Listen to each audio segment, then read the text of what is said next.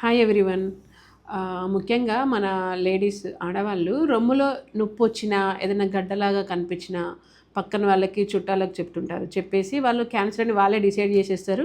వాళ్ళు భయపడుకుంటూ వస్తుంటారు. అస్సలు మనకు రొమ్ములో ప్రాబ్లం వచ్చినప్పుడు ఏం చేయాలి అనేది ఇప్పుడు చెప్తా. మెయిన్ ఏంటంటే మీరు ఎర్లీగా ఒక సర్జన్ని కన్సల్ట్ అవ్వాలి. వాళ్ళు బ్రెస్ట్ ఎగ్జామినేషన్ చేసి అది క్యాన్సరా లేకపోతే మామూలు బినైన్ ట్యూమర్స్ అనేది చెప్తారు.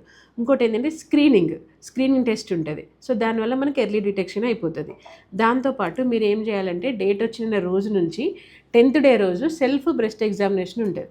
అంటే మనం చేతులు ఇట్లా పైకి పెట్టి ఎవరి రొమ్మును వాళ్ళు మంచిగా ఈ ఈ విధంగా అంటే పామార్ ఆస్పెక్ట్తోని మంచి ఇట్లా పాల్పేట్ చేసుకోవాలి. ఏదైనా గడ్డలాగా తగిలినట్టు అనిపించినా, నిప్పుల నుంచి ఏమైనా నీరులాగా కానీ వాటర్ లాగా బ్లడ్ లాగా కానీ ఏదైనా వచ్చినా వెంటనే మనము సర్జన్ని కన్సల్ట్ అయ్యారనుకోండి, మీకు ఎర్లీ డిటెక్షన్ జరుగుతుంది. ఎర్లీ స్క్రీనింగ్లో మనం క్యాన్సర్ వచ్చేది ముందే మనకు తెలిసిపోతుంది. స్క్రీనింగ్ టెస్ట్ అంటే దానివల్ల కూడా మనం క్యాన్సర్ నుంచి బయటపడవచ్చు.